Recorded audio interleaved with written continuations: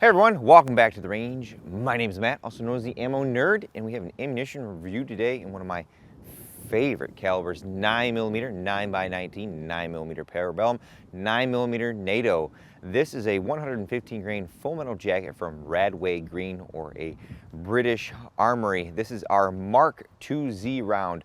Let's throw this guy on the table and talk about what we're gonna do today. Now, in full transparency, I myself purchased some of this ammunition from Dozer Munitions. Dieter has been a new source of all of our random import ammunition. So when we wanna do some of these reviews on some of this older, lesser known stuff, we usually find some from him.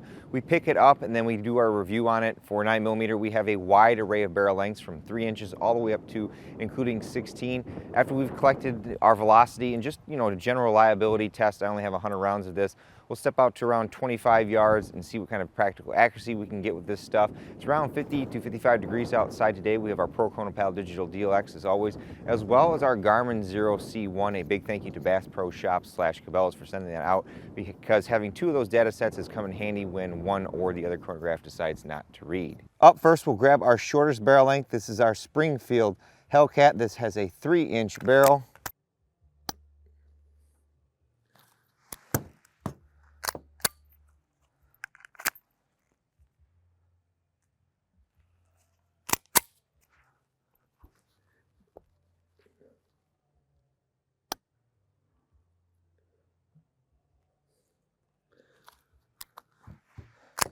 Looks like no go for our 3-inch. We're getting some decent hits on our primer, but we're not getting any ignition.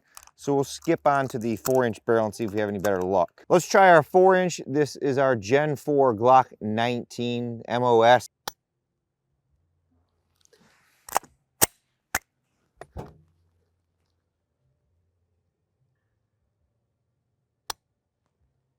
Nope, these are some really hard primers.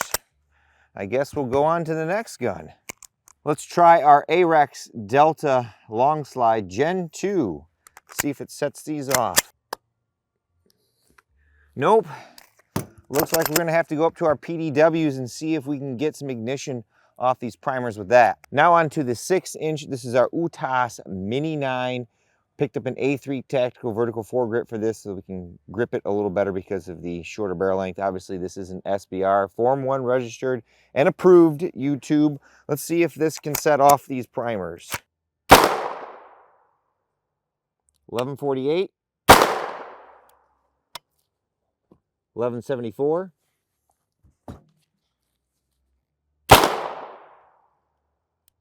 1148,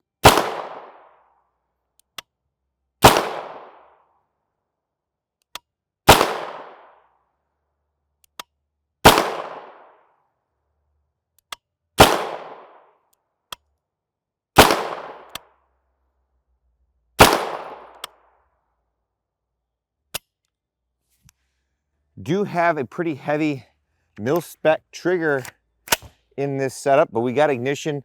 1150, nothing too hot to write home about.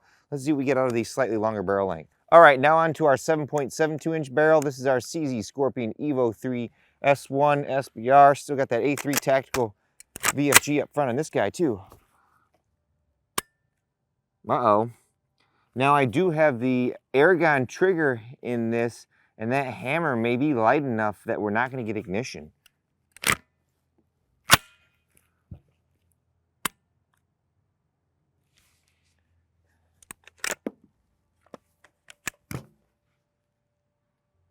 Nope. Looks like we'll have to see if the 16-inch can do it. All right, this is our 16-inch. This is an ARV9 from Palmetto State Armory. What's nice about it is it takes our Scorpion Evo mags. Now, this has a PSA custom cartridge trigger in it. Again, that hammer mass may be light enough that we're not going to get ignition with these primers, and this is going to make for a pretty short review on this load.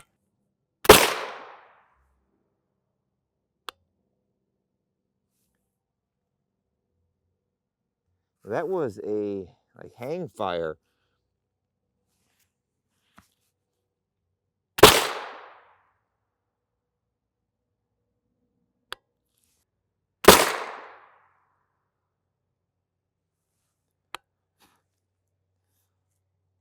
We're getting some really weird ignition and recoil impulses off this. so I don't KB and or Kentucky ballistic myself. I'm going to stop shooting these right now, and we're going to call the review, and that's it. Well, folks, there you have it, a big advisory. If you're looking at picking any of this up, you're going to want to make sure you only run this through like a heavy bolt submachine gun like an Uzi or a Mac 11. The primers are so hard that they didn't go off in practically any of our pistols, and then we were starting to get what felt like hang fires to me in our longer barrels or our PDWs that had that heavier hammer, and I pretty much called the test of that. We decided to nix the practical accuracy test mainly because of the unreliability of these rounds. With all that being said, it's time for me to get the heck out of here. But at the end of all my videos, I take a moment to thank all those who help make these possible, because there's a lot that goes into them. Number one is my family. They're out here helping me as much as they can. A big thank you to them.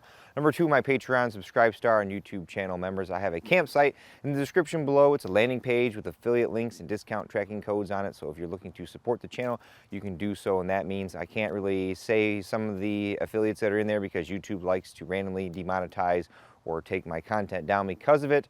Number three is Dozer Munitions. Again, in full transparency, I myself purchased some of that MK2Z from him to review with no strings attached. And of course, number four is you all for watching. Until next time, I'll catch you at the range.